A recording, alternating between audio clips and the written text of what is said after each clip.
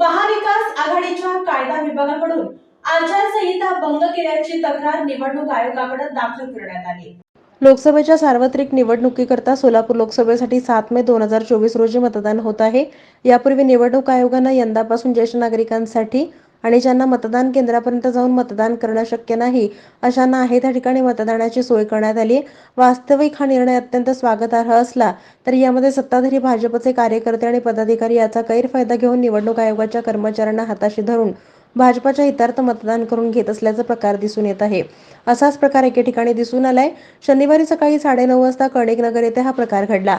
रमाकांत कर्णिकनगर येथील घर नंबर 681 क या ठिकाणी दिगंबर जाधव आणि सरस्वती जाधव यांनी वयाची 90 वर्ष पार केलेली जोडपे आहेत। त्यांचं मतदान भाजपच्या कार्यकर्त्यांनी निवडणूक आयोगाच्या कर्मचाऱ्यांना हाताशी धरून भाजपला घडवून आणण्याचा प्रयत्न केला। यावेळी महाविकास आघाडीच्या कायदा विभागाचे ॲडव्होकेट सुरेश गायकवाड यांनी तात्काळ हस्तक्षेप करून तो प्रकार टाळला। शिवाय याविषयी तातडीने निवडणूक आयोगाच्या आचारसंहिता विभागाकडे तक्रार देखील लेखी स्वरूपात दाखल केली। ही बाब अत्यंत निंदनीय आणि लोकशाहीला काळीमा फासणारी आहे। भाजपाचे कार्यकर्ते आणि नेते सत्तेचा गैरवापर करताना दिसतात। याशिवाय निवडणूक आयोगाचे कर्मचारी देखील सत्ताधाऱ्यांच्या दबावाखाली येऊन काम करत असताना दिसत आहेत। त्यामुळे आचारसंहितेचा भंग होताना दिसतोय। याविषयी मुख्य निवडणूक अधिकाऱ्यांनी तातडीने लक्ष घालून या घटनेची चौकशी करावी आणि संबंधितांवर कारवाई करावी अशी मागणी केली आहे। नमस्कार, मी ॲडव्होकेट सुरेश गायकवाड। सोलापूर लोकसभा निवडणूक येत्या 7 मेला होते आहे। त्या अनुषंगानं निवडणूक यंत्रणा मोठ्या प्रमाणात काम करत आहे। तरी देखील एक ज्येष्ठ नागरिक यांच्याकरता निवडणूक आयोगानं एक वेगळी भूमिका या वर्षीपासून या निवडणुकीपासून घेतलेली आहे। त्याच्यामध्ये ज्यांची 75 किंवा 80 वर्षे पूर्ण झालेले आहेत, ज्या ज्येष्ठ नागरिकांना मतदान केंद्रापर्यंत जाऊन मतदान करणं शक्य होत नाही अशांना त्यांच्या घरातच मतदान नोंदवण्याची एक व्यवस्था निवडणूक आयोगाने केली आहे।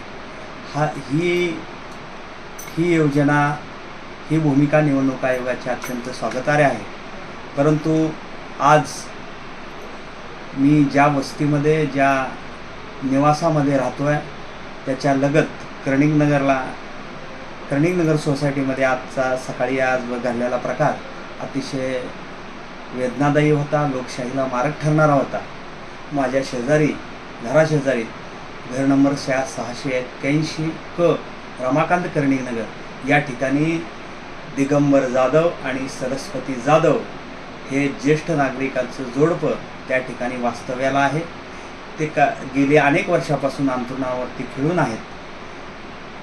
त्यांचं वय विचारात घेतलं असता दिगंबर जाधव हे वयाचे 95 वर्ष पूर्ण करणारे आहेत ग्रस्त, तर त्यांच्या सौभाग्यवती सरस्वती जाधव यांचं वय देखील 91 पेक्षा अधिक आहे। या दोन्ही दाम्पत्याच्या मताची नोंदणी करण्यासाठी निवडणूक आयोगाकडील काही मंडळी त्या ठिकाणी आली होती सकाळी 9:30च्या दरम्यान, आणि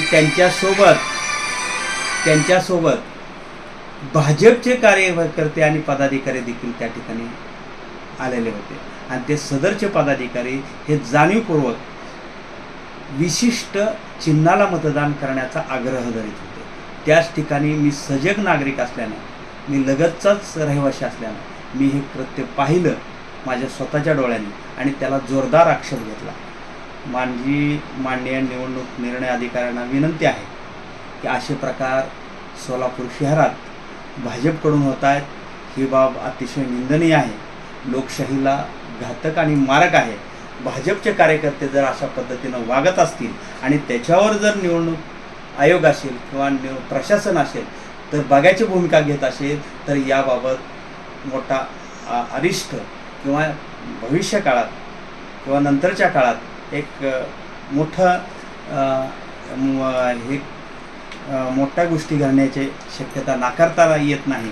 म्हणून निवडणूक आयोगाला नम्र विनंती, निवडणूक अतिशय निपक्षपातीपणे आणि कोणत्याही परिस्थितीत लोकशाहीला तडा न जाता संविधानाची गोज राखून झालं पाहिजे।